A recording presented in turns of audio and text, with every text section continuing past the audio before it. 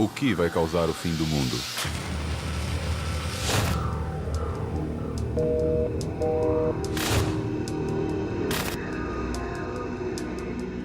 Uma guerra?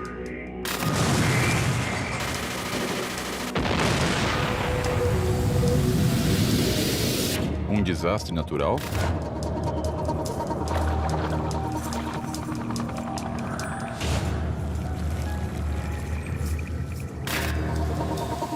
Um vírus que escapou de um laboratório? Uma arma biológica? Um vírus tecnológico?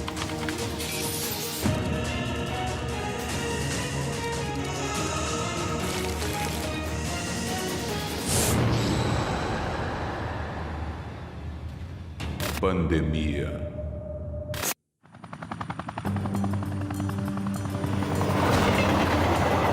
O ser humano vive preso aos seus medos. Morrer vítima de uma doença sem poder encontrar a cura a tempo, seja talvez um dos nossos maiores medos. Vamos imaginar que uma doença desconhecida afeta ao mesmo tempo todo um grupo de seres humanos, em um raio geográfico determinado, matando a todos, um a um, e não existe uma cura disponível hoje. Isso é uma pandemia. Um verdadeiro pesadelo. Agora, vamos imaginar que esta pandemia acabou com a espécie humana ontem. O dia seguinte. Do que fomos, restam apenas objetos. Os humanos foram extintos da face da Terra. A fantasia de escritores e cineastas se tornou realidade. O último homem acaba de morrer. Os sinais foram infinitos. Varíola, peste bubônica, tuberculose, gripe espanhola, HIV, gripe A, ebola. Milhares de vidas foram perdidas ao longo da história. Pandemias incontroláveis que foram acontecendo cada vez com mais frequência. Mas qual desencadeou o final?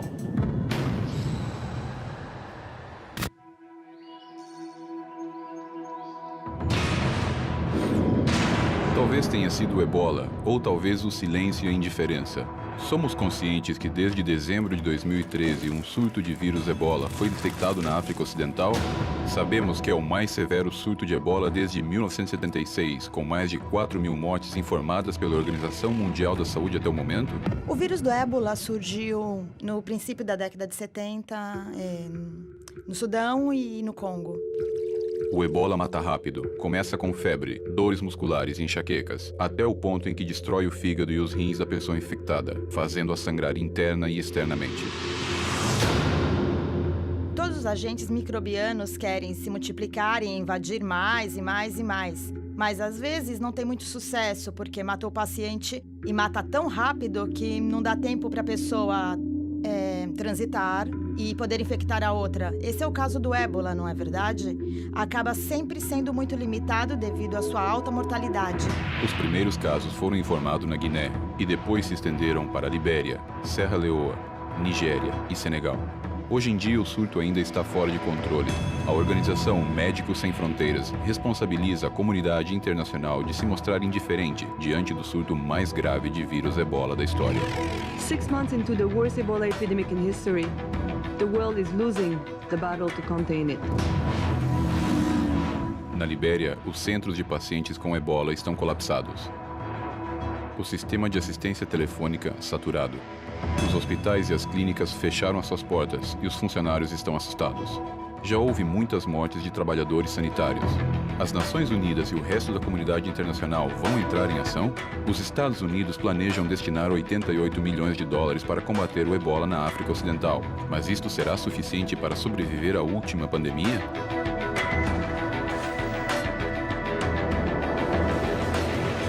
A gripe A atingiu o México no ano de 2009, atacando inicialmente em Veracruz e depois se estendeu a nível nacional. 14 meses e mais de 18 mil mortos depois, finalmente pôde ser controlada. O que vimos naquela ocasião foi uma forma de influenza que apresenta, como quase todas, com febre, na maior parte das vezes tosse e sintomas respiratórios gerais. São sintomas mais importantes que se apresentam e que continuam se apresentando na H1N1, que agora já é sazonal. Em uma fria tarde de 2009, na cidade de La Glória, no estado de Veracruz, México, Maria del Carmen, a mãe de Edgar Hernandes, chegou ao hospital da cidade desesperada, com seu filho de 5 anos colapsado em seus braços. Fui e falei para meu marido e disse: o que você acha? O menino acordou mal? Vai ficar com gripe. Leve do mesmo jeito, ele me disse. Leve. Ou seja, não sabe do quê? Não vou levá-lo para a escola. Eu disse, como está a situação, é melhor levá-lo ao posto de saúde. Seus temores eram justificados. O quadro era grave. Ninguém sabia o inferno que estava a ponto de começar. O que aconteceu foi que detectaram algumas mortes por pneumonia em pessoas que normalmente não morrem por causa de pneumonia. A pneumonia mata os extremos da vida, ou as crianças ou aos idosos. E foram detectadas no país algumas mortes atípicas em jovens. La Glória é uma pequena cidade de 3.000 habitantes no estado de Veracruz. Os Hernandes moram lá. Edgar nasceu em 14 de julho de 2005. Saudável, nasceu muito bem. Não tive nenhum problema com ele, nem nada. Que tipo de vírus Edgar tinha contraído? Onde se contagiou? Uma ameaça invisível que pode estar em cada coisa que tocamos ou comemos. Não podemos vê-lo, mas nós estamos na mira dos vírus. No terceiro dia eu vi, que Edgar continuava igual. Talvez pior, porque já me dizia que estava com dor nos ossos, dor de cabeça, que doíam os ouvidos. Começou com um tipo de coriza forte com tosse, ou seja, que em vez de melhorar, o mal-estar estava ficando mais complicado.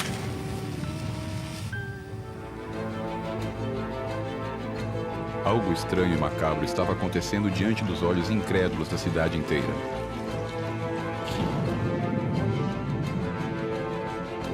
Cada vez mais pessoas estavam adoecendo. Era impossível prever a gravidade do que estava começando em La Glória e as consequências que podiam ter a nível nacional.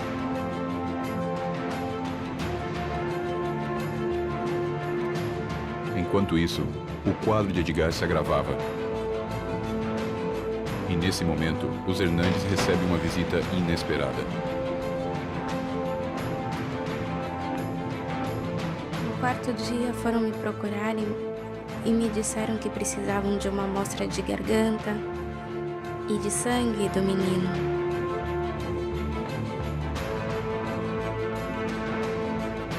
Coletam uma amostra de garganta e de sangue e eu voltei a comentar: doutora, para mim o menino está mal ainda. Pois então continue com o tratamento. E eu continuei.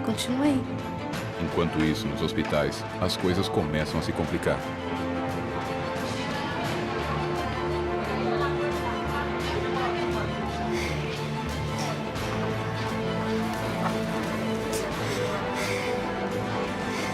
Depois desses 3 dias, ele já não queria comer nada.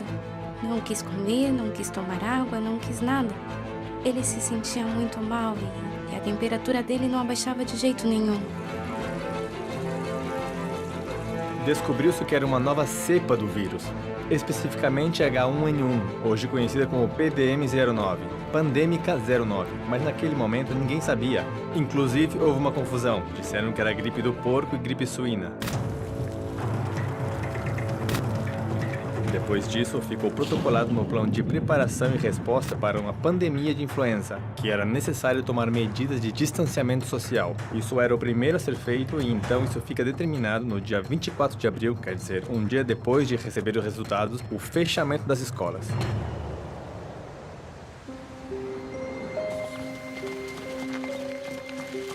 Aqui na cidade, diferentes pessoas ficaram doentes. Mas as pessoas, a princípio, reagiam mal. Reagiam mal na forma em que... Como é possível que haja acontecido tudo isso?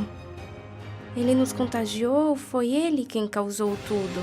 Então, eu defendendo meu filho, sabendo que, senhoras, um momento porque Edgar não causou isto. A família Hernandes se sentia encurralada. O medo pela saúde de Edgar e a sociedade que necessitava de um culpado ia, dia a dia, fazendo-os entrar em desespero. No entanto, algo começa a acontecer. Alguns habitantes de La Glória atribuem seus problemas respiratórios à contaminação de resíduos suínos de criadouros localizados a 8,5 km ao norte da cidade.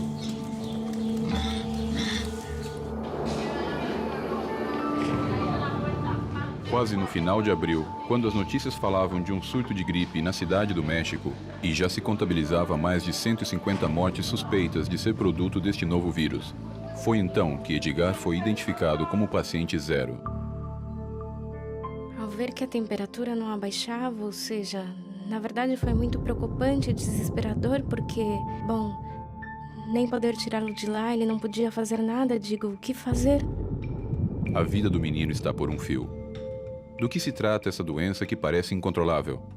A epidemia começa. As pessoas começam a comprar massivamente máscaras, álcool em gel e todo tipo de antibióticos. A diretora-geral da Organização Mundial da Saúde, a doutora Margaret Chan, declarou a pandemia da gripe H1N1. Based on assessment of all available information and following several expert consultations, I have decided to raise the current level of influenza pandemic alert from phase 4 to phase 5. O pequeno Edgar foi mais uma entre tantas vítimas da gripe. A doença parecia estar fora de controle. Uma sombra ameaçadora pairava sobre milhares de doentes. As mortes aconteciam, cada vez com maior frequência. Influenza viruses are notorious for their rapid mutation and unpredictable behavior.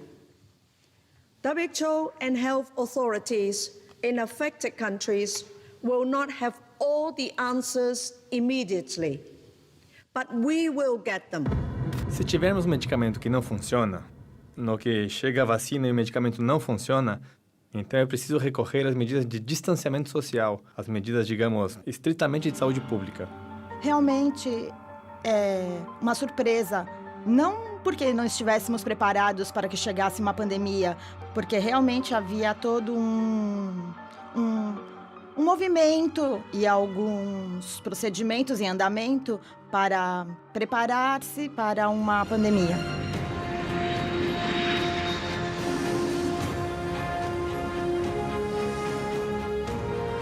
Do que se trata? Como se manifesta? E então, quem o produz?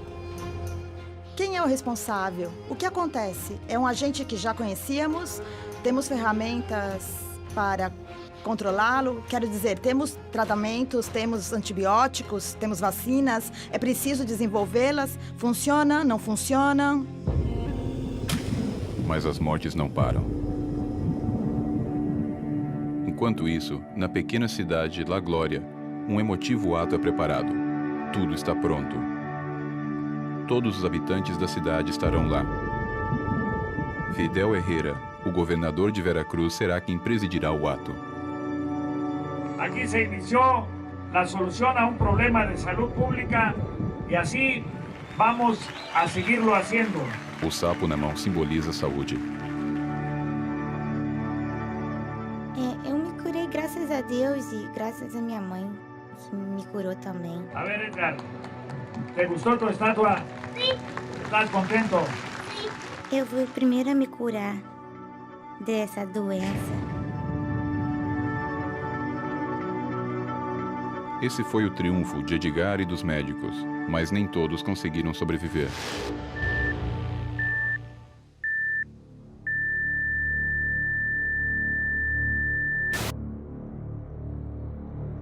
Todas essas mortes podiam ter sido evitadas? Sabemos realmente qual foi a magnitude dessa pandemia? Pode retornar? Estamos preparados para isso? Alguns perceberam o que aconteceu, a minoria. Os vírus se modificam, mutam, são infinitamente mais rápidos que a burocracia e estão em todas as partes. A gripe A teve um antecedente, e no ano de 2007 tentaram isolar o vírus, exumando o cadáver de Mark Sykes, falecido em 1919 por causa da gripe A, ou como era conhecida, gripe espanhola. Realmente foi uma pandemia no começo do século, 1918. Sabemos que na China deve ter matado como 30 milhões de pessoas, nos Estados Unidos mais de 500 mil, no Chile mais de 20 mil mortos, muito mais afetados. Nem todos morriam, mas efetivamente foi um problema muito sério.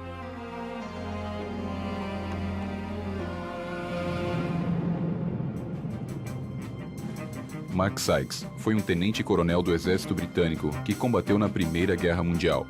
Sua contribuição como diplomata foi muito importante, tanto que, uma vez finalizada a guerra, foi enviado a Paris para a Conferência da Paz.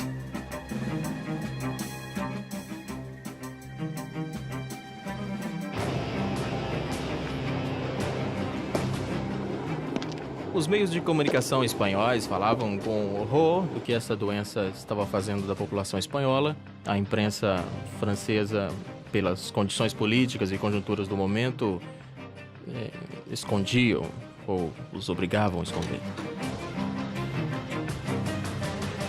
No caso da gripe espanhola, a peculiaridade da pandemia é que impacta num período curto e que depois desaparece.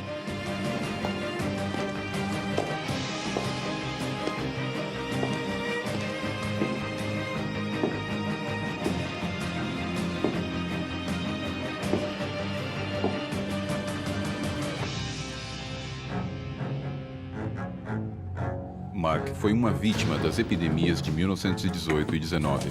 O homem que conseguiu sobreviver a uma das guerras mais cruéis da história.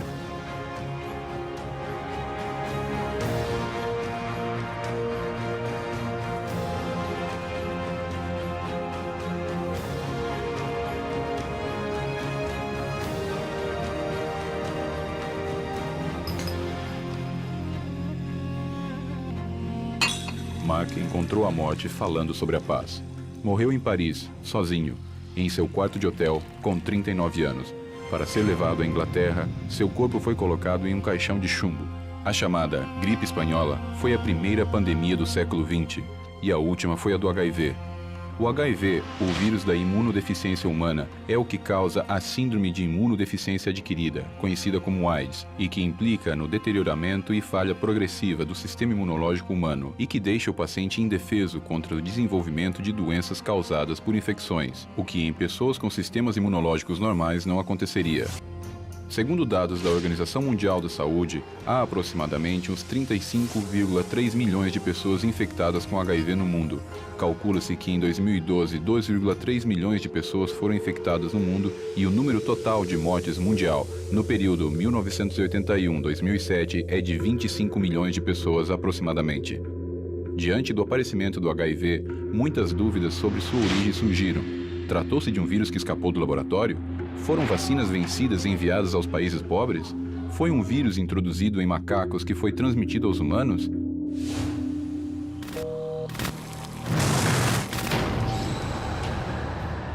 Pensamos que as vacinas, os antibióticos, os medicamentos vão nos manter a salvo. O uso excessivo e desnecessário de antibiótico gera bactérias resistentes. Uma bactéria imbatível, a superbactéria. Não podemos combatê-la. É um problema dar antibióticos aos animais, porque depois os comemos. Um perigo que pensamos que está longe de nós e, no entanto, nos espreita a cada momento, em cada canto, nos lugares que transitamos, através das pessoas que nos rodeiam. A tuberculose é uma doença que tem acompanhado o homem durante toda a sua história. Pode uma doença milenar como a tuberculose mutar até resistir a todos os antibióticos conhecidos?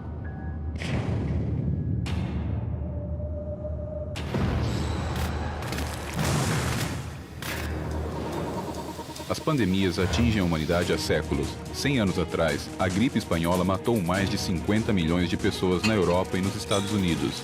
E no ano de 2009, surge a gripe A, causando o maior pânico no México, deixando mais de 8 mil mortos. A mutação de bactérias é uma realidade e os antibióticos já não podem nos proteger.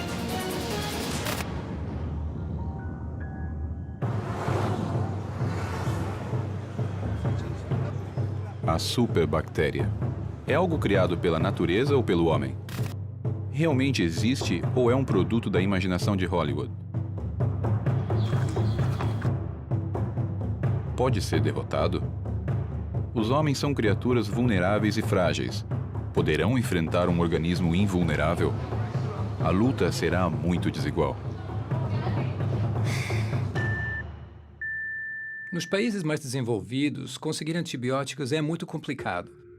Se você quiser conseguir antibióticos no Canadá ou na Alemanha, o único que pode dá-lo é um médico. Na América Latina, os farmacêuticos vendem antibióticos simplesmente. Você vai à farmácia e diz, me dá 10 gramas de ampicilina e pode levar o que quiser. É um problema. É um problema muito sério. O excesso do uso de antibióticos gera bactérias resistentes. Quantas vezes compramos sem receita? Quantas vezes se trata da recomendação de um amigo, um vizinho ou um colega de trabalho? A resistência aos antibióticos é o que eu chamo uma pandemia silenciosa, que progride muito lentamente, mas que já nos leva a uma situação global de emergência.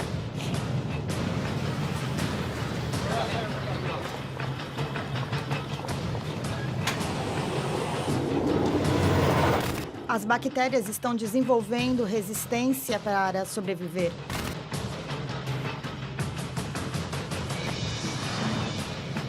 As pessoas abusam de maneira indiscriminada do uso dos antibióticos, a venda dos antibióticos e a quantidade de antibióticos que se vende. Alimentamos um assassino em série. As bactérias foram mutando, se tornaram mais resistentes, cada vez mais fortes, invencíveis e perigosas.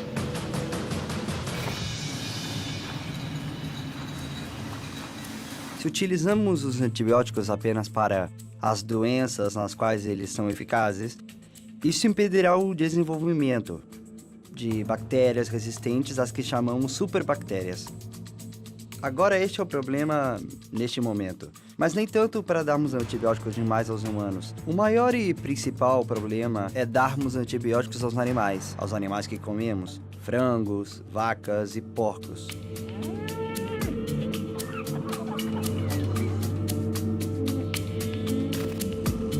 No final do século XIX, em poucos lugares, se duvida que a tuberculose tenha algo a ver com a aglomeração, tem a ver com as longas jornadas de trabalho, tem a ver com más condições de vida.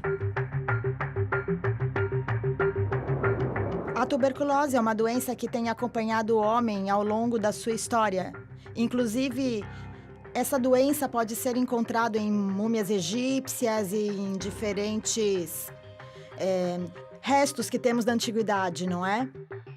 E temos 2 tipos de resistência. Temos resistência a alguns medicamentos que, quando aumentamos a dose, o cuidado precisa ser mais severo. E o segmento também precisa ser mais estreito e chamamos de resistência a múltiplas drogas. Mas existe outra variante que são as mais extremas, que são algumas bactérias que já foram detectadas que são resistentes a todas as drogas. A tuberculose é uma doença que muita gente pensa que se extinguiu, que já não é um problema. No entanto, existem análises que dizem que 1/3 da população mundial está infectada com tuberculose. Geralmente, essas pessoas não vão ter nenhum tipo de sintomas. É um pacto entre o sistema imunológico e a bactéria. Mas quando esse pacto se desfaz porque a pessoa está imune suprimida ou há um problema com o sistema imune ou com um HIV ou com o tratamento de quimioterapia, aí o pacto se desfaz, a bactéria sai. Jorginho Nunes era um popular jornalista esportivo de rádio e televisão, colunista do jornal O Povo, e em 2013 estava atravessando o melhor momento de sua carreira. Conheci o Jorginho há uns 15 anos atrás, na Rádio Tupi, onde ele fazia vários programas pela manhã e também pela noite comentando futebol. Eu tomei conhecimento mais ou menos em setembro, outubro de 2013. E aí, no final de semana, estava em Angra dos Reis. Eu falei para ele, Jorge, não dá para te deixar mais em casa. Tem que examinar, tem que tirar esse gânglio e examinar, pois os exames todos de sangue, de imagem, não davam diagnóstico. Consegui! Tchau, valeu! Esse é o Jorginho, moleque! Isso foi feito. Ele internou e, muito rapidamente, o gânglio foi retirado. A cirurgia foi simples e muito rapidamente o resultado veio falando então que seria tuberculose ganglionar. Quando você trata mais precocemente, você não deixa o paciente agravar e você consegue fazer com que o antibiótico, mais a imunidade deles juntos, consigam debelar aquela infecção. E, infelizmente, acho que a demora de iniciar o tratamento foi o fator decisivo. Depois de meses de luta, Jorge Nunes não sobreviveu e no dia 31 de janeiro de 2014 faleceu aos 63 anos de idade. O fato da tuberculose não matar de maneira tão fulminante como outras doenças faz que ela pareça uma doença mais benévola. No entanto, não é assim. Estamos vivendo neste momento no mundo, por um lado, uma queda importante nos casos de tuberculose, na maioria dos países, incluindo a região das Américas. Mas, por outro lado, o surgimento de algumas formas de tuberculose causadas por esta bactéria que está desenvolvendo resistência. Só quem está doente pode contagiar ou pessoas saudáveis também podem transmitir a enfermidade? O passado tem uma resposta. Mary Mallon chegou a Nova York vindo da Irlanda em 1884, quando tinha 15 anos.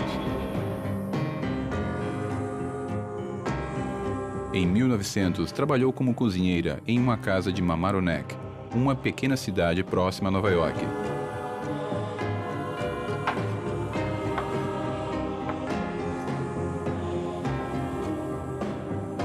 Em menos de 2 semanas, a família contraiu a febre tifoide.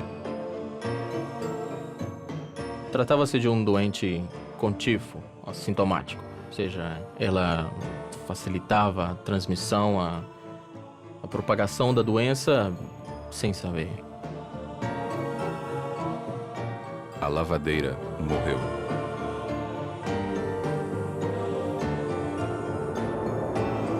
O que foi? A água? As maçãs? O quê? A febre tifoide é uma doença que é transmitida por uma bactéria, principalmente por via gastrointestinal. A forma mais frequente de transmissão é através dos alimentos ou da água contaminada.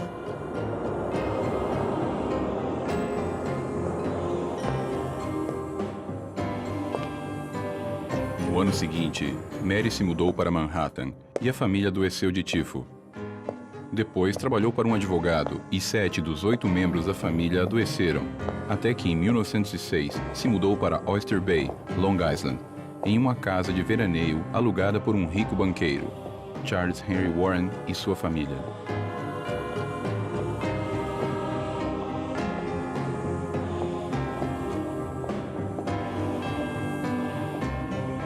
Maggie, a caçula da família, era quem mais aproveitava as férias.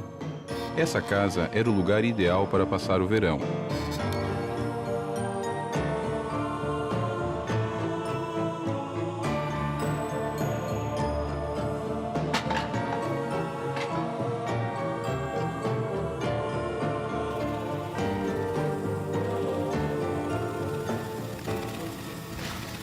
No entanto, esses maravilhosos dias de sol e brincadeiras logo terminaram. Primeiro, o jardineiro e 2 criadas ficaram doentes. Depois, a doença foi entrando na família.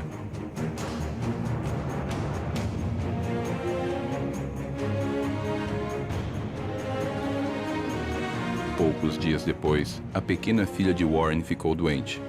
Delira de febre. As notícias não são boas.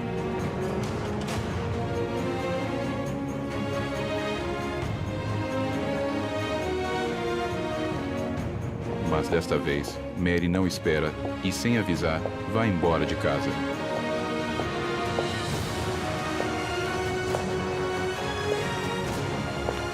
O que estava acontecendo? Era apenas azar de Mary?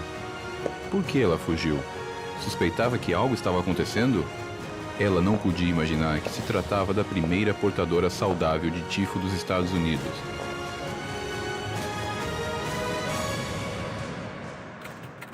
Warren alugava a casa de John Thompson. Thompson consultou médicos especialistas que analisaram a água potável, os resíduos, o sistema de esgoto e também chamou um engenheiro sanitário chamado George Soper, que começou a investigar.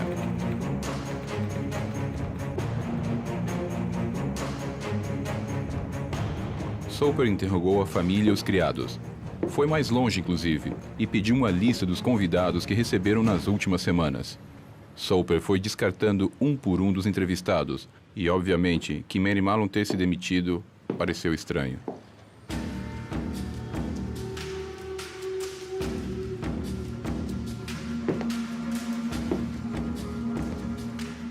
Soper foi à agência de emprego onde contrataram a Mary e descobriu que em todas as casas onde havia trabalhado, as pessoas tinham tido tifo. Mary tinha deixado um rastro sinistro de doença e morte. Soper acompanhou atentamente a notícia da doença até que, em março de 1907, chegou ao seu conhecimento os relatórios sobre uma família de Park Avenue, em Nova York, que tinha contraído a doença.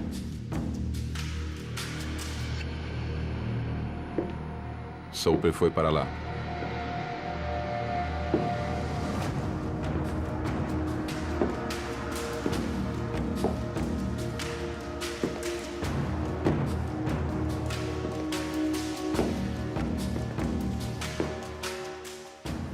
E finalmente se encontrou frente a frente com Mary na cozinha. Soper pediu para fazer o exame, mas Mary se negou e, sobretudo, negou estar doente. Cansada, acabou o expulsando de forma ameaçadora.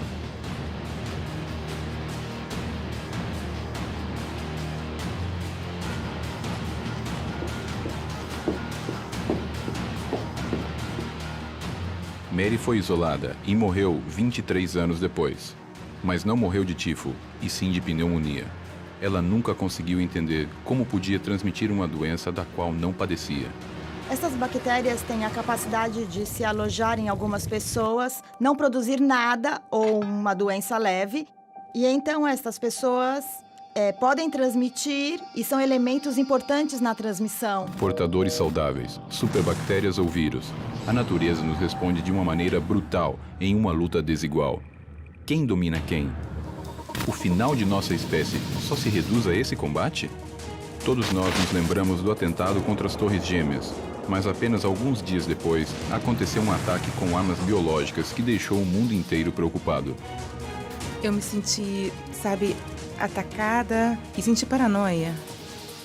Pode uma bactéria viajar em algo tão simples como uma carta e gerar pânico em uma nação inteira? Um estranho duelo ocorreu nos Campos Sangrentos de Rossignol. Louis Pasteur poderá derrotar o Anthrax e mudar para sempre a história da ciência?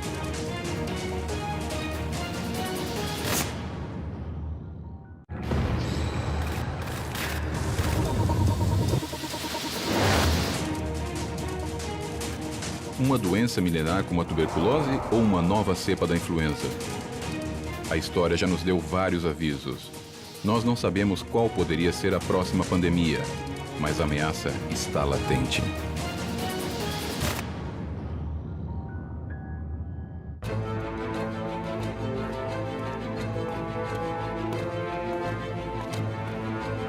Como começa uma pandemia?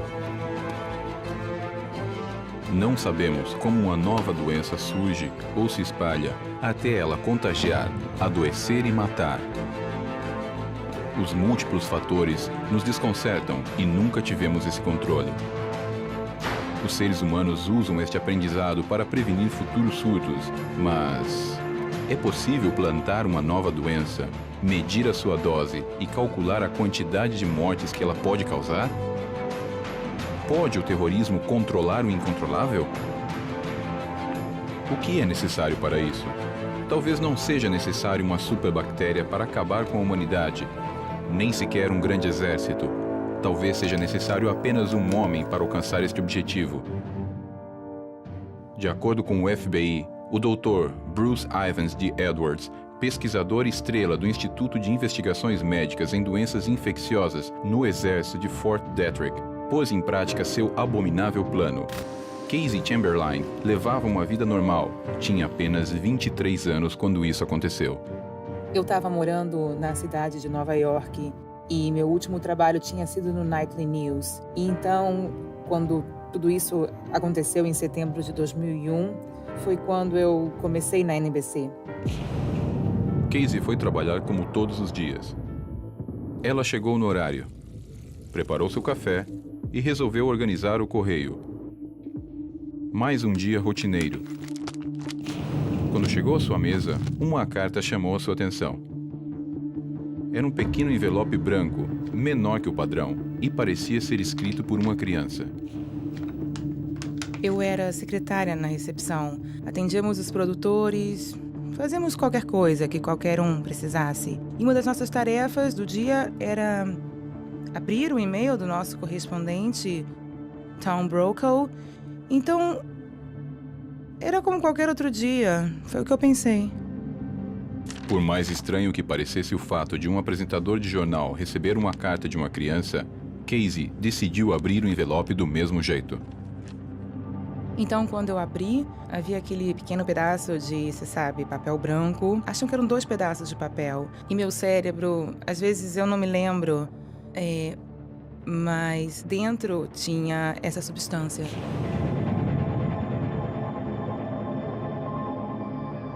A substância parecia uma mistura entre açúcar mascavo e areia, e a carta tinha uma mensagem ameaçadora. Casey achou muito estranho. Nunca tinha recebido esse tipo de carta para Tom Brokaw. Ele mostrou para os colegas e, em seguida, jogou no lixo. E porque eu não sabia o que era, eu não queria que ninguém contraísse nada. Ninguém deu muita importância. Ameaças e insultos em um canal de notícias tendem a ser muito comuns, e ainda mais naqueles tumultuados tempos. A contaminação tinha sido cutânea, e os sintomas surgiram 10 dias depois. Se os esporos tivessem sido inalados, os sintomas teriam aparecido no dia seguinte. No fim de semana, comecei a sentir que eu estava me resfriando e as minhas glândulas começaram a doer. Ela começou a ter inchaço nos gânglios linfáticos ao lado do pescoço. Estava muito congestionada, se sentia muito mal, o que é bem comum nas etapas iniciais da inalação de antraz. Quando eu fiquei sabendo que eu estava com antraz, é claro que foi muito, muito assustador. Eu me senti, sabe, atacada, eu me senti paranoica e eu me senti assustada. Uma das razões pelas quais o antraz tem sido particularmente útil como provável uso militar e como arma do terrorismo deve-se ao fato de que quando ele se encontra na forma de esporos, que é como normalmente existe, ele é inanimado e tem uma carapaça dura do ponto de vista microscópico, muito, muito pequeno. Milhares de esporos que poderiam ser inalados e que você nunca saberia que esteve em contato com eles. Eles permanecem adormecidos por décadas ou até por séculos. Ao entrarem no corpo pela pele, mas principalmente se forem inalados e chegarem aos pulmões, esses esporos podem se transformar no que chamamos de organismos vegetativos. E eles se reproduzem, eles causam a morte por meio da liberação de uma toxina. Esse é o trabalho deles. Durante o fim de semana, o estado de Casey piorou rapidamente. No domingo à noite, suas glândulas estavam extremamente inchadas. Casey sabia que algo estava errado. Eles sabiam que eu tomava um medicamento para acne. E pensaram que eu estava tendo algum tipo de reação alérgica a ele. Então, cada um deles me receitou, como qualquer outra pessoa faria, um antibiótico que começou, você sabe, a matar tudo que estivesse no meu corpo.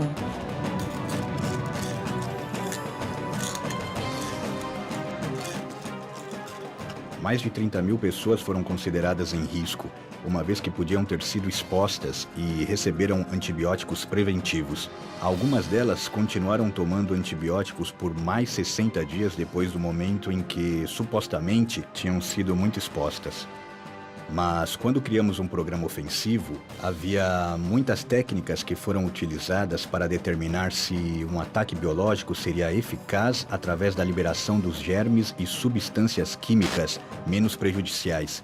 Em São Francisco, no metrô de Nova York, e em algumas centenas de testes nos Estados Unidos, nenhum desses testes considerou a possibilidade do envio de esporos pelo correio. Quando Casey foi diagnosticada com antraz cutâneo, teve que passar 100 dias no isolamento.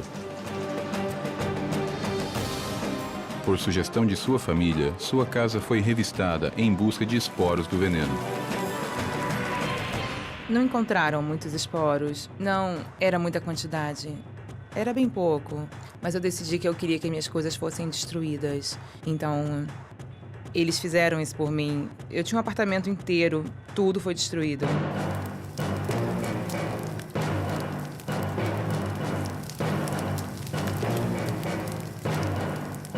Acho que eu tenho sorte, eu pensei, porque ainda estou aqui.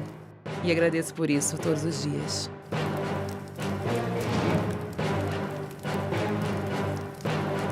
Pode-se matar a humanidade com este método simplesmente enviando cartas contaminadas?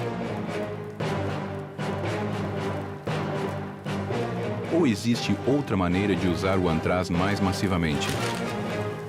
Se os esporos são dispersados em 100 quilômetros, eles contaminam 100 mil quilômetros de terra. Se comparado com armas nucleares, a área afetada é 300 vezes maior. E ao invés de durar alguns segundos, dura vários dias.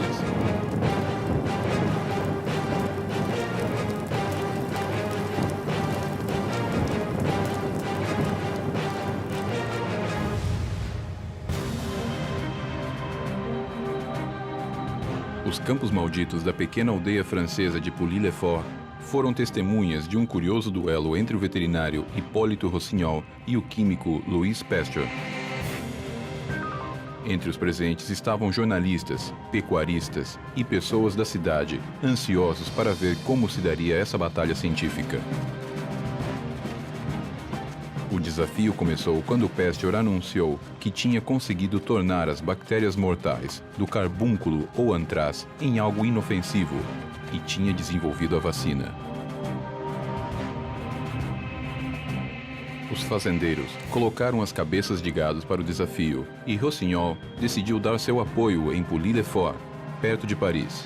Ali, Pasteur aplicou sua vacina em 24 carneiros, 6 vacas e uma cabra, e deixaram 21 animais sem vacinação e os marcaram como propriedade de Rossignol.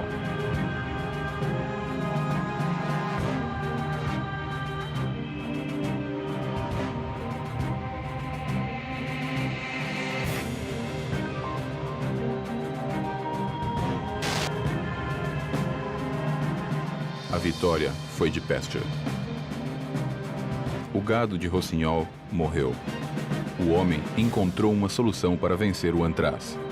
Mas foi também o homem quem o aperfeiçoou em um laboratório, tornando-o uma arma letal. Quanto tempo falta para que alguém consiga transformar todo o planeta em um campo maldito?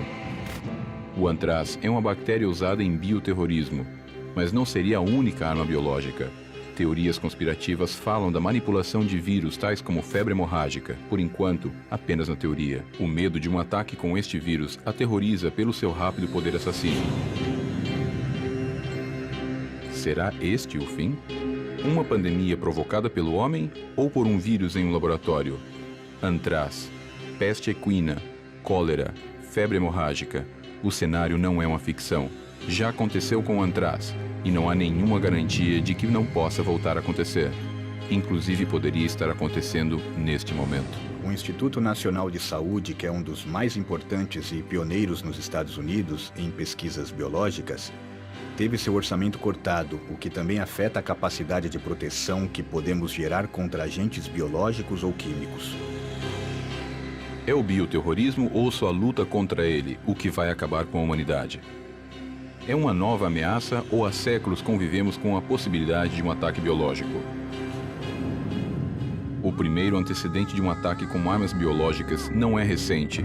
Em 1346, na área da Crimeia, sem saber, um exército mongol introduziu a peste negra na Europa e fez o primeiro ataque biológico da história. A cidade de Caffa era a porta de entrada para o comércio na Europa.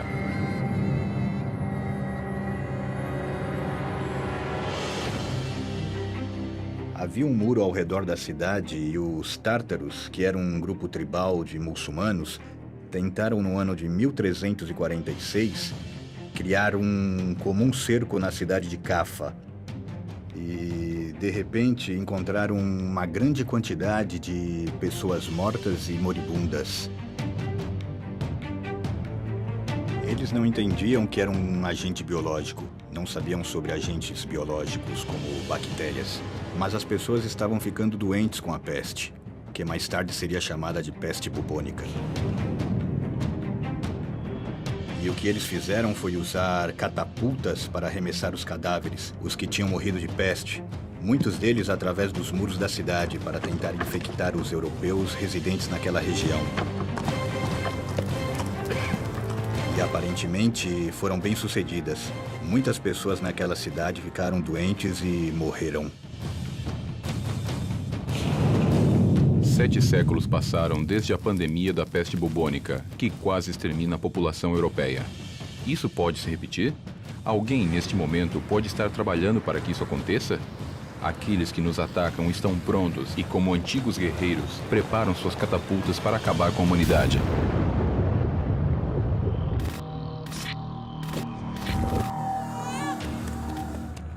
As distâncias ajudaram historicamente o homem a se proteger das pandemias. Mas o mundo mudou e a comunicação evoluiu. Não só estamos mais longe em menos tempo, os vírus nos acompanham.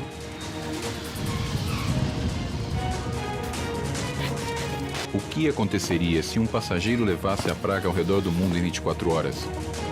Poderia um único infectado com o ebola espalhar o vírus em várias escalas de voo? As comunicações nos unem e, ao mesmo tempo, nos deixam cada vez mais vulneráveis.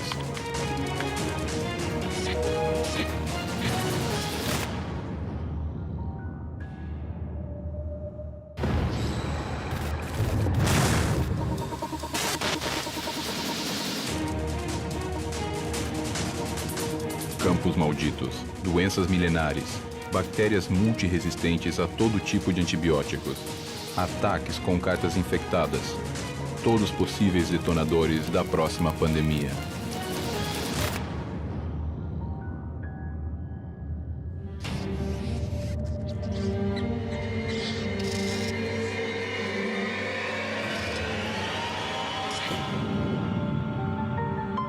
A peste bubônica parece distante no tempo, uma pandemia que não poderia ser repetida. No entanto, recentemente, em 24 de dezembro de 2013, foi dado um alerta em Madagascar. Foram registrados mais de 40 mortos e 80 infectados com peste bubônica naquele país, no que poderia ser uma das piores e mais perigosas cepas da doença. Vai voltar a subir no barco ou desta vez vai preferir um meio de propagação mais veloz? Hoje em dia, assistimos à revolução dos transportes e das comunicações. As distâncias estão diminuindo.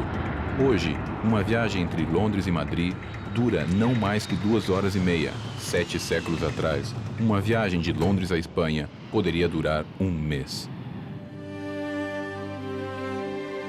Em 1345, Alfonso VI de Castela assinou um tratado com Eduardo III da Inglaterra, selando a aliança matrimonial de seus filhos, Pedro e Joana. 3 anos mais tarde, Joana se prepara para deixar Londres rumo à Espanha. Joana levará um lindo vestido para o seu casamento. Ela não conhece Pedro. Há muito tempo ela o imagina. Dizem que é moreno. Dizem que é 1 ano mais velho do que ela. Desde que tem memória, sabe que vai se casar com Pedro. Não se questiona, é assim.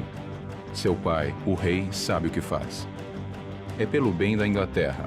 Os inimigos espreitam, e ela vai cumprir seu papel. Mas os inimigos não estão somente fora do castelo.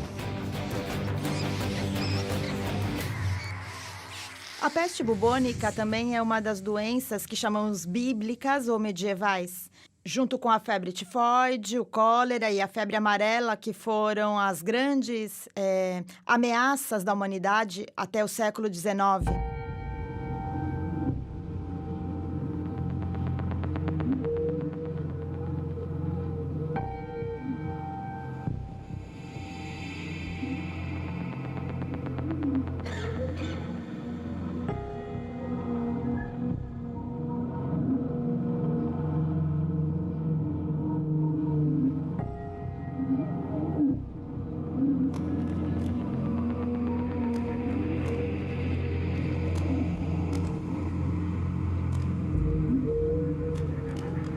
A garota que tinha crescido e se preparado para o casamento acabaria sendo uma eterna noiva.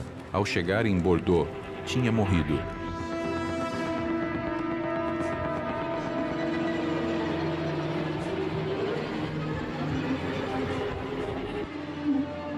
Joana da Inglaterra morreu de peste bubônica. Seus pertences foram incinerados e seu corpo deixado em uma vala comum.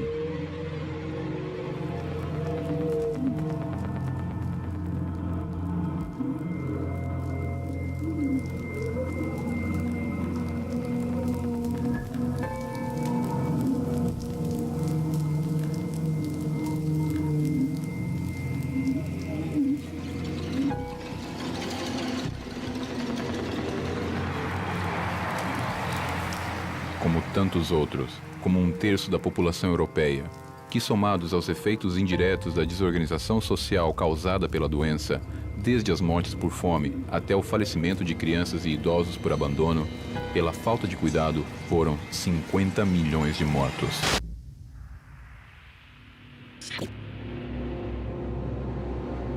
No século XIV, o mundo era grande.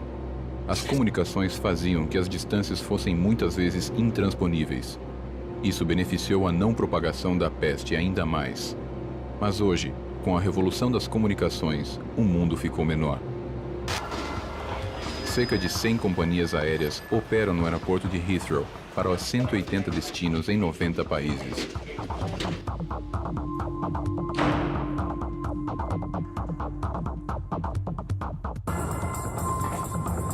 Thomas está em trânsito. Ele é um engenheiro. Está voltando para sua casa em Düsseldorf, vindo de Abu Dhabi, onde esteve trabalhando para a companhia dele. Não está se sentindo bem. Acha que pegou um resfriado por causa do ar-condicionado. Não imagina que contraiu o coronavírus, ou síndrome respiratória do Oriente Médio. Não imagina quantas pessoas é capaz de contagiar. Jennifer tem 40 anos, é médica, acaba de chegar a Londres para participar de um congresso de cardiologia. Veio da cidade do Cabo, África do Sul. Não sabe que em 2 semanas terá sido vítima do cólera. Quanto tempo passamos em um aeroporto? Com quantas pessoas interagimos?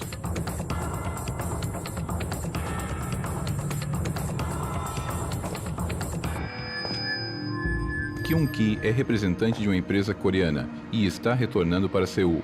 Ele está feliz, pois vai se reencontrar com a sua família. Vai ficar doente e vai se recuperar logo, mas não a sua esposa, a quem ele vai contagiar com a gripe H7N9, mais conhecida como gripe aviária. Os Hinojosa estão de férias. Viajaram por diferentes cidades europeias. Estão voltando para o México. Helena cuidou durante toda a viagem para que seu filho Gael não pegasse um resfriado. No entanto, um casaco não poderá defendê-lo do vírus que o levará ao hospital. É preciso lembrar que vivemos em um mundo globalizado. Em um mundo onde você pega um avião em Buenos Aires e 7 horas depois está em Nova York. E já foi provado a transmissão de bactérias e vírus em voos de longa duração. Não há mais respeito pelas fronteiras. Com a possibilidade das pessoas viajarem de avião ao redor do mundo em apenas 24 horas, acredito que seja muito possível que uma nova pandemia venha acontecer nos próximos anos. O mundo se tornou muito pequeno. O transformamos em algo muito perigoso e a cada instante estamos mais vulneráveis. Existe ainda uma forma de evitar uma pandemia? Existe realmente alguém que possa impedir a nossa destruição? Nesse pequeno mundo existem seres ainda menores que podem ser letais. Os mosquitos. Eles estão perto, muito perto, na rua, em nossas casas. Não dão medo, não nos assustam e, inclusive, os subestimamos. Pensamos que, no fim das contas, vai ser apenas uma picada. A dengue é uma doença que já existe aqui e, se disséssemos que é um novo agente, não poderíamos classificá-lo como uma pandemia.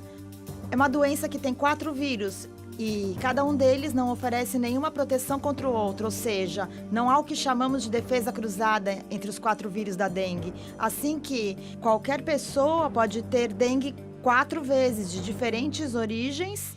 E, por outro lado, essa também é a razão pela qual é tão difícil desenvolver uma vacina contra a gripe.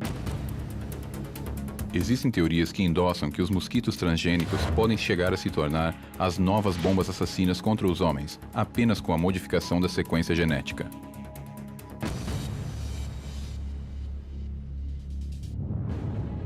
Os vírus podem carregar consigo uma pandemia.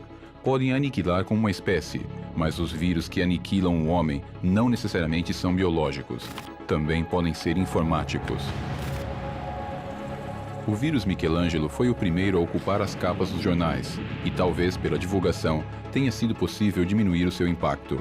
No entanto, ele teve todas as características de uma pandemia. E se eles não puderem ser contidos? E se os antivírus falharem? Eles são praticamente invisíveis, não são ouvidos, não são palpáveis, mas têm um enorme poder que pode acabar conosco. Todos os dias surgem novos vírus criados em quartéis tecnológicos. Costuma-se pensar que os ataques são domésticos ou empresariais, mas nunca no que consideramos sistemas infalíveis. Alguém poderia invadir a NASA ou a Marinha dos Estados Unidos? Quando eu comecei no mundo da informática, eu tinha 13 anos. Júlio Ardita nasceu em Santa Cruz, na Argentina, e viajou pelo país inteiro devido às transferências do seu pai. Até que, finalmente, com 14 anos, chegou a Buenos Aires, em um pequeno apartamento no bairro de Palermo.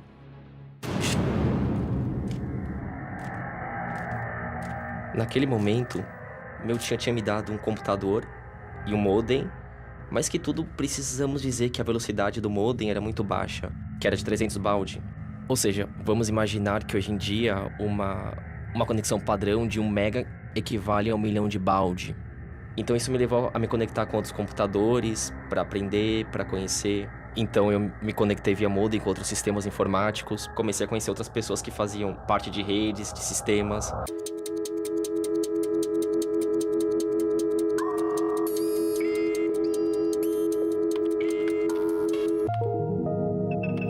Como um desafio, tentando entrar em diferentes sistemas, aprendendo novas técnicas.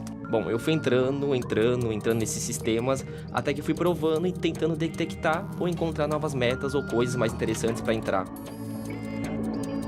Bom, isso me levou a entrar em sistemas da NASA, do Departamento de Defesa dos Estados Unidos, da Marinha Americana e diferentes sistemas críticos.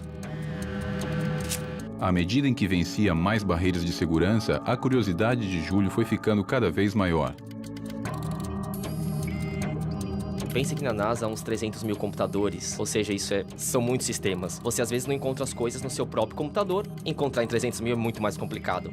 Mas dentro disso, parte do que eu vi brincando, entrando, foi que no seu momento era uma espécie de Google Maps que existe hoje, digamos. Foi realmente impressionante. Com as coordenadas, você tinha imagem de satélite do arquivo do dia anterior, de como estava. Isso foi realmente muito, muito impressionante. Júlio entrou na NASA através da Universidade de Harvard.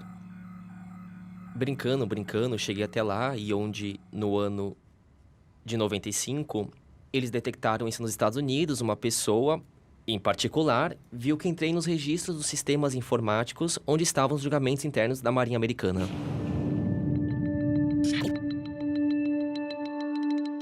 Peter Garza, do NCIS, foi o primeiro a avisar que alguém invadiu os arquivos do Serviço de Investigação Naval Criminal. Ele começou a rastrear, pediu uma liminar e se dedicou à procura de quem tinha se infiltrado. A investigação durou 3 meses.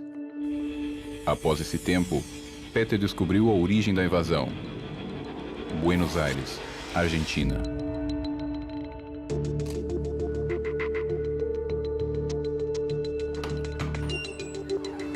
No dia 28 de dezembro de 1995, Júlio chegou em casa à noite, depois de sair com a namorada. Ao entrar no prédio, encontrou um panorama bem incomum. Dezenas de pontas de cigarros estavam jogadas no corredor, na frente da porta do apartamento dele. Encontrei meu pai, minha mãe sentados no sofá, então eu olhei pra eles com cara de: o que aconteceu? E eles que me perguntam: o que aconteceu? Eu digo: não sei o que aconteceu. E eles disseram: houve uma invasão, vieram aproximadamente 25 pessoas. Então o que você fez? Eu respondi: nada. As autoridades levaram o computador de Júlio, da irmã e dos pais. Também levaram uma impressora e todo tipo de aparelhos eletrônicos que pudessem conter informações.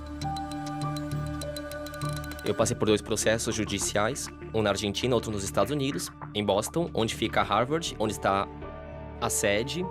E bem, na Argentina o processo judicial demorou quase 4 anos, digamos, mas não era um delito que eu tinha feito. Mas sim, eu reconheço que tinha usado a conexão da internet, da Telecom, sem pagar. Então o que o juiz na Argentina basicamente definiu foi uma multa pelo tempo de uso da internet que tinha sido usada de graça, sem pagar. O segundo processo judicial era nos Estados Unidos. Júlio era procurado pela Interpol. Viajei para os Estados Unidos, para Boston, enfrentei lá esse processo judicial. Uma vez em Boston, Ardita se reuniu com o juiz e os promotores. Nessa reunião, eles chegaram a um acordo e acertaram os detalhes de como o caso seria solucionado.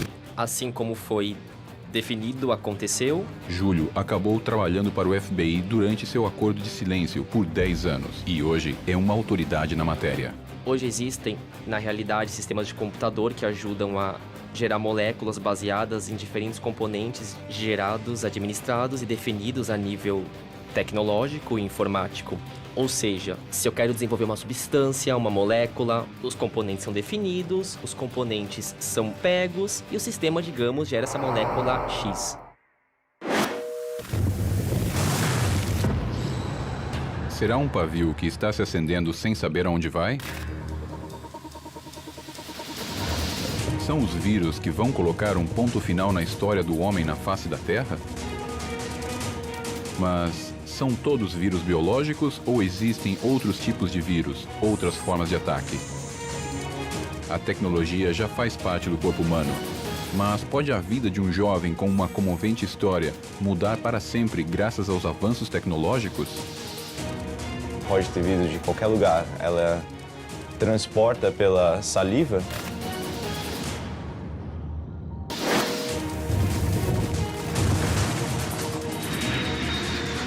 A velocidade das comunicações diminui cada dia mais as distâncias entre os países. As doenças não conhecem mais fronteiras.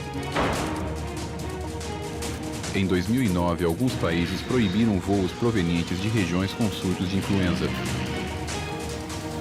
Mas são as doenças que podem gerar um novo contágio massivo?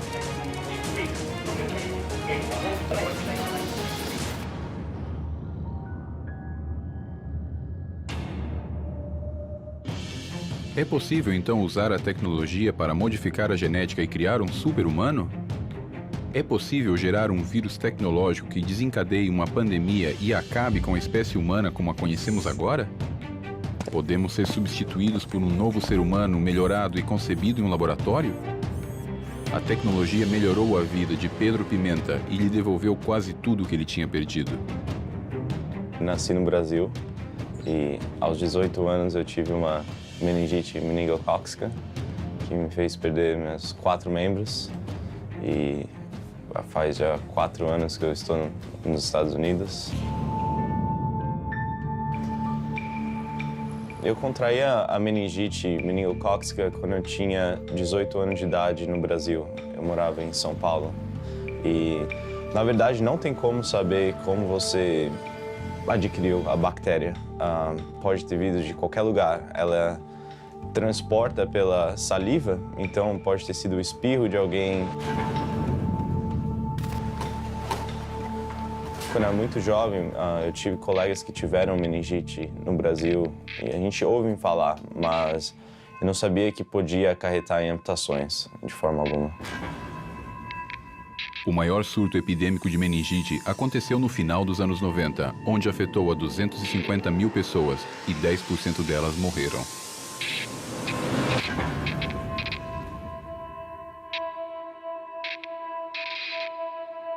Aquele 11 de setembro de 2009 era uma sexta-feira comum para Pedro.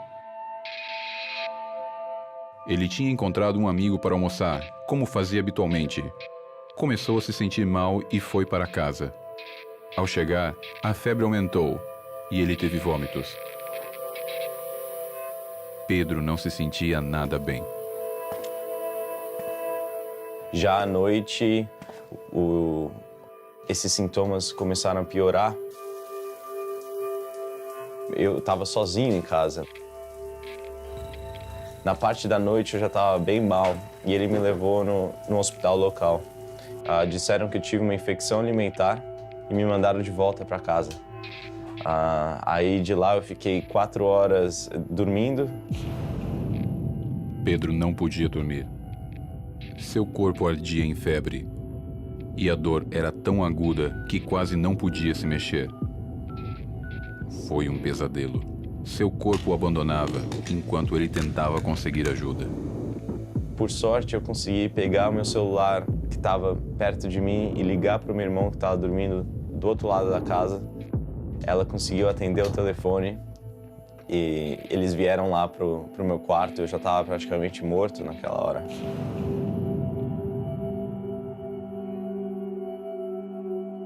Quando eu cheguei no hospital, já sem consciência, cheguei lá com pouquíssimas chances de sobreviver, menos de 1% de chance de sobreviver. Foi muito rápido, desenvolve muito rápido. Eu acordei do coma após uma semana internado no hospital. E eu não tinha a mínima ideia de onde eu estava, porque quando eu cheguei lá eu já estava apagado já.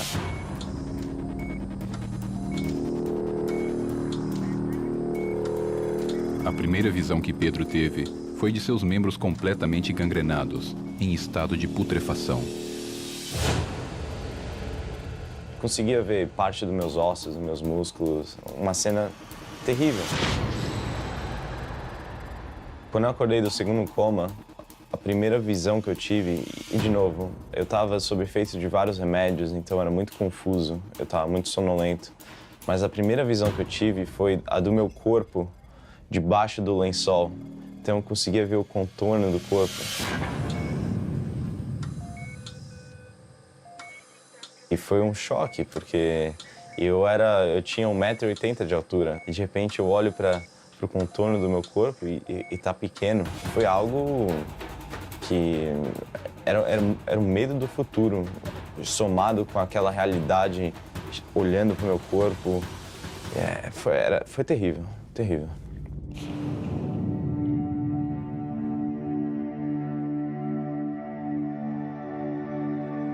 Uma coisa importante que ainda não sabemos é quais são as condições que as pessoas afetadas têm que no segundo ou no terceiro dia elas começam a ter transtornos massivos de coagulação e formas hemorrágicas graves. E como produzem coágulos, não é? E em seguida, aqueles vasinhos pequenos que temos nos pés, nas mãos e pelas extremidades começam então a gangrenar. Ou seja, a carne começa a morrer devido à falta de irrigação e oxigênio. Uma semana depois de ser amputado, chegaria o momento em que o rumo da recuperação do Pedro mudaria.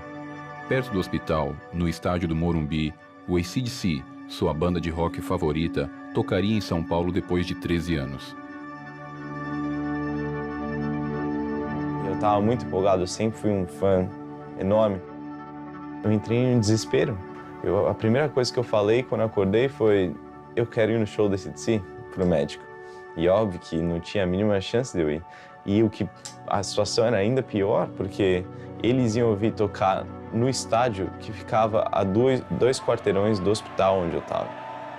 2 semanas antes do show, meu médico, chamado Dr. Ofir, ele entrou no meu quarto e falou: olha, Pedro, eu conversei com a diretoria do hospital e nós vamos te liberar por 2 horas. Você vai numa ambulância, vai entrar no estádio, vai assistir o show. Provavelmente você não vai conseguir assistir muitas músicas. Quando você quiser voltar, a gente volta, mas a gente tem 2 horas para te levar nesse show e você assistir o AC/DC e depois a gente te traz de volta para o hospital. Mas aconteceu. No dia 27 de novembro de 2009, o AC/DC veio para tocar em São Paulo e eles me colocaram numa ambulância. A ambulância me levou até dentro do estádio com 70 mil fãs. Mas ali foi quando eu vi que, poxa, eu tive uma das melhores noites da minha vida ali. E naquela situação foi quando eu vi que, olha, dá para me divertir ainda, dá para ter uma boa vida. Pô, eu tive uma noite fantástica numa situação dessa, então minha vida não acabou. Foi uma experiência memorável assistir o AC/DC naquela noite. A partir deste momento, Pedro começou uma nova vida. eu conheci o Kevin Carroll, que é o vice-presidente da Hanger. Eu resolvi ligar para ele, porque eu queria uma outra perspectiva. Eu queria saber se era possível eu abandonar a cadeira de roda e ser um cara independente sem usá-la. Quando eu conheci o Pedro, ele estava numa cadeira de rodas, não tinha braço nem pernas.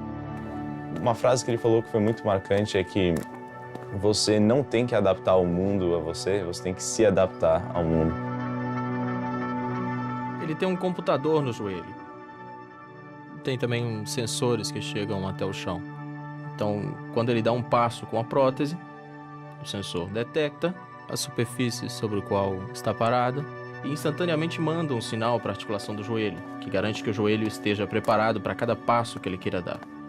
Como resultado, Pedro é completamente independente. Ele pode andar, ele pode correr um pouco, pode dirigir um carro. Ganhou muita independência graças à prótese. Nas mãos corretas, a tecnologia devolveu ao Pedro parte de sua vida.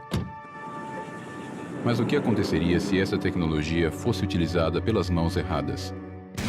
Quando se trata da direção para a qual caminha a tecnologia, quem pode saber aonde nos levará? As mãos equivocadas poderia ser destrutiva. Isso não dá para saber, só o futuro nos dirá. E o homem também é um sistema. Essa poderosa arma criada pelo homem acabará se tornando seu assassino? Como um Deus assassinado pela sua própria criação, não restará mais vestígios do homem na Terra. Há pouco mais de um século, a teoria da evolução determinou que o Sapiens sapiens, nossa espécie, tinha surgido pela seleção natural. No entanto, não se sabia então, e nem se sabe ainda, qual foi o gatilho da divergência evolutiva. Em que momento nos separamos dos primatas? Por quê? Foi um acontecimento? Foi uma sucessão de acontecimentos? Não sabemos. E se não temos esse registro, poderemos perceber se esse acontecimento está se repetindo? Evitaremos como espécie uma nova seleção ou alguém mudará o nosso destino? Essa nova escalada tecnológica colocaria nas mãos de máquinas o destino da humanidade? Todas as espécies têm um inimigo natural. No caso do homem, se diz que o pior inimigo do homem é o próprio homem. Já conhecemos os ataques, mas existem homens preparados para enfrentá-los? Não acho que seja irracional estar preocupados pela pandemia no futuro. São muitos os que estão esperando o final, estão se preparando. Chris Petrovich sobreviveu a várias pandemias, mas sabe que ainda falta a batalha final.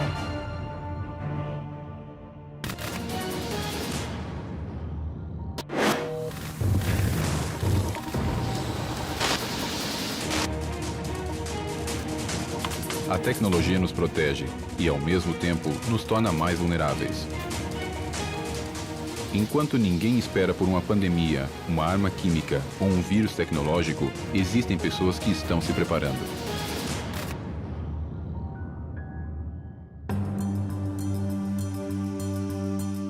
As armas químicas são aquelas que têm suas propriedades tóxicas usadas para matar, ferir ou incapacitar o inimigo, tais como cianeto, gás mostarda ou sarin. Quando se fala de armas químicas, estamos falando de um agente que prolifera venenos da área. Vimos um efeito terrível do agente nervoso sarin, que está sendo utilizado na Síria com toda a clareza pelo governo sírio. Uma arma química em mãos erradas tem o poder de causar um dano devastador, como o ocorrido na Síria em agosto de 2013. Pelos relatórios das investigações das Nações Unidas e outros, mais de 1.000 pessoas, incluindo centenas de crianças, morreram por causa do gás sarin que foi lançado pelo governo. Mais uma vez, o homem combate sua própria espécie.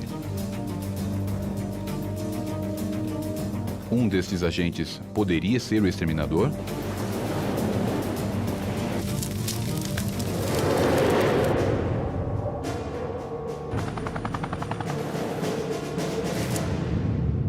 Chris Petrovich vive em Miami, mas nasceu no Peru em 1969. Chris é um prepper, um especialista em sobrevivência. Por causa do seu trabalho, viajou para a África, onde um surto de ebola está acontecendo. O vírus do ebola, quando eu estava na África, me deixava um pouco nervoso.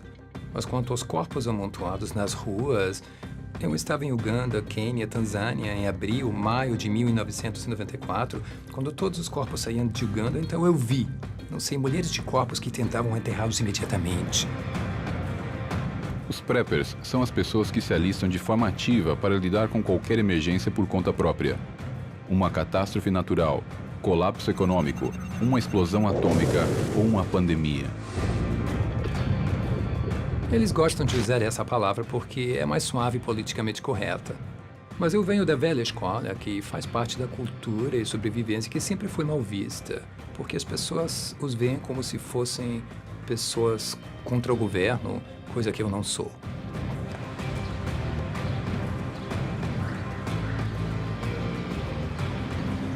Acho que as pessoas sempre devem acompanhar as notícias sobre saúde. Quais doenças estão rondando, riscos para a saúde após suas viagens internacionais. Acho que isso é muito importante. Não acho que as pessoas devem ficar paranoicas no que se diz respeito a esse tipo de coisas. Mas sim, com calma, é sempre importante ter os medicamentos necessários para usar em caso de emergência. Não é a paranoia ou o sensacionalismo o que move essas pessoas, mas sim a crença e a certeza de que algo vai acontecer. O fenômeno prepper atual começou faz 5 ou 6 anos com a queda da economia. E tradicionalmente temos visto nos Estados Unidos a cada 20 ou 30 anos. E quando a economia cai, mais gente está interessada na sobrevivência e se transformam em preppers. Nesse momento, estamos consultando os especialistas em defesa e preparando-nos para um dos piores cenários. Muita gente acha que os preppers estão loucos, mas acho que loucura é negar a possibilidade para você ou para alguém da sua família de evitar ser vítima de um desastre em algum momento da vida. O mais legal da preparação em geral é que quando você está se preparando para uma emergência, na verdade está se preparando para a maioria delas. Chris sabe que se chegasse a acontecer uma pandemia, a maioria do equipamento seria o mesmo: máscaras de gás, máscaras comuns, água sanitária. Eu tenho aproximadamente 190 mil litros de cloro para desinfetar, roupas químicas para me proteger do lixo, dos corpos ou de qualquer outra coisa que entre em contato com a minha pele, então eu não me infectaria com nada. Chris é parte de uma rede de preppers da Flórida, que estão organizados para todo tipo de catástrofes. Se alguma coisa acontecer, como uma queda de energia ou uma tempestade solar como em 1859, ficaríamos sem qualquer comunicação eletrônica. Meus contatos, meus amigos e meu ambiente já têm equipamentos de comunicação de reforço. Em outras palavras, no dia que a eletricidade desaparecer, já temos locais marcados para nos encontrarmos em 24, 36, 48 horas, deixar mensagens e nos comunicar. Mas também temos equipamentos elétricos protegidos por grades. Então, não importa o que aconteça, ainda temos maneiras de nos comunicar. E sabemos que, se tudo mais der errado, teremos 2 dias para nos encontrar um lugar onde poderemos trocar informações e traçar um plano para continuar em frente. Se começasse uma pandemia ou uma catástrofe massiva, os governos estariam prontos para nos ajudar? Em grande escala, o 11 de setembro foi o pior ataque em solo americano. Certamente esperamos que algo assim não volte a acontecer, mas existem pessoas aí fora que acham que algo similar de grande escala pode ocorrer novamente. Os Estados Unidos estão dando grandes passos e gastou milhões, talvez bilhões de dólares na aplicação de novas medidas de segurança para tentar impedir que algo parecido aconteça. O governo dos Estados Unidos supostamente está organizado, tem muitos recursos. Se uma pandemia ou uma catástrofe atingisse muitos lugares dos Estados Unidos, os recursos e o pessoal do governo só poderiam atender aproximadamente 5% da população. Os habitantes estarão à deriva. Petrovich acha que o caos está próximo e se prepara para isso. No meu lugar especial, eu tenho o que a maioria devia ter: Primeiro água, depois comida e, em terceiro lugar, medicamentos. E também tem uma alternativa de painéis solares, lanternas, apenas o básico, botas, roupas, você sabe, suprimentos que você vai precisar para se manter de 2 meses a 6 meses, quando as coisas vierem abaixo. Não acho irracional estar preocupado por uma pandemia no futuro, tendo em conta tanta instabilidade econômica e política. Se o desastre chegasse a acontecer, os preppers parecem estar prontos, mas milhões não estão. Será o suficiente para evitar a extinção?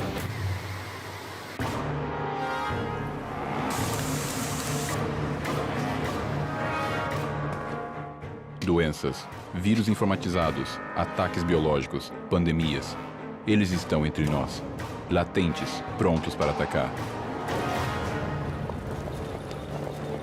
O fim está próximo? Vamos nos salvar? Podemos evitar uma nova pandemia? Vai haver uma pandemia? Sem dúvida. Quando? Não sabemos. Do que? Não sabemos, mas vai acontecer. Este sonho de controlar as doenças infecciosas, eu acho que é como uma utopia, não?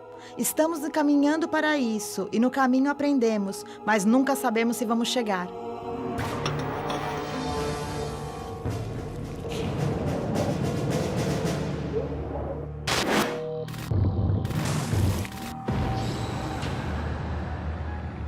O termo chikungunya deriva de uma palavra em idioma Makonde, um grupo étnico do sudeste da Tanzânia. Pouco nela nos remete a um vírus que faz as pessoas se dobrarem de dor e febre.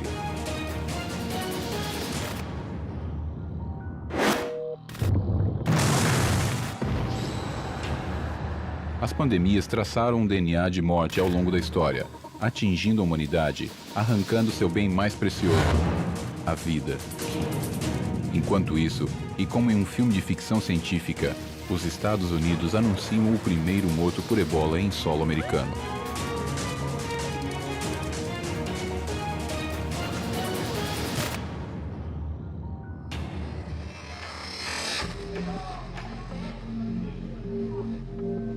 O chikungunya está atingindo a América Central nesse preciso momento,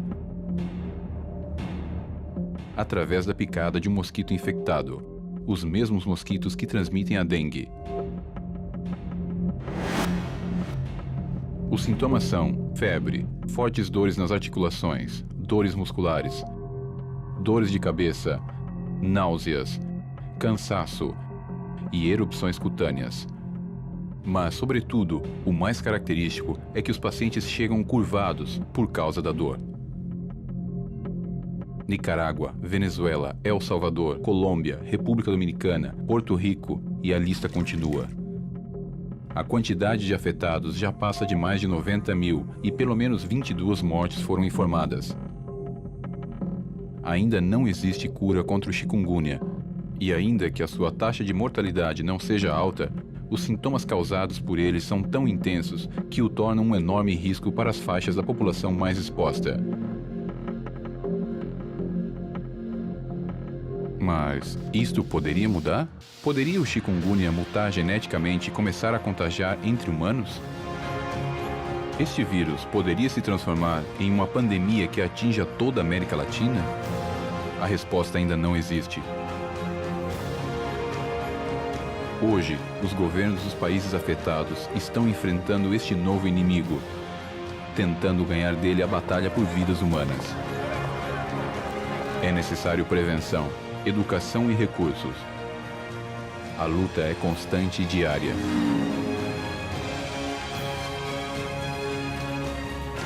Ninguém sabe, nem pode garantir o que pode chegar a acontecer.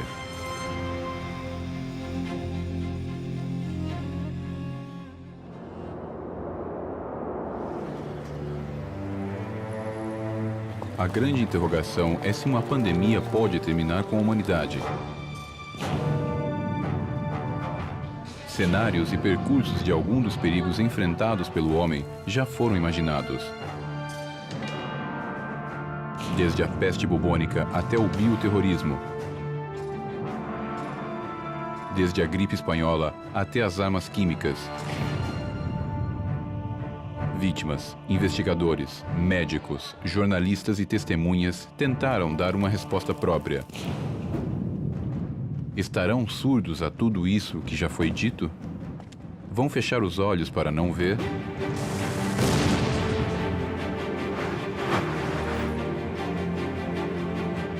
Não existem mais desculpas para não perceber que a humanidade está realmente em perigo.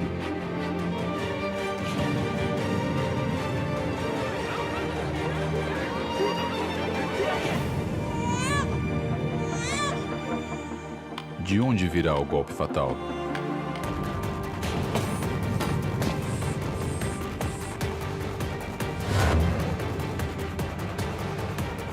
O que vai terminar com a nossa espécie? Definitivamente uma pandemia. Originada por causas naturais? Produzidas por nós mesmos? Neste exato momento, um vírus pode estar sendo produzido e, por um erro, pode escapar do laboratório. Agora, nesse momento.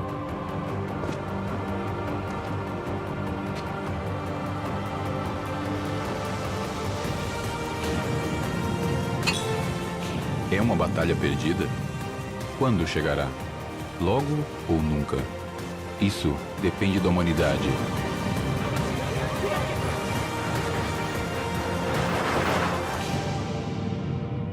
Sobreviveremos?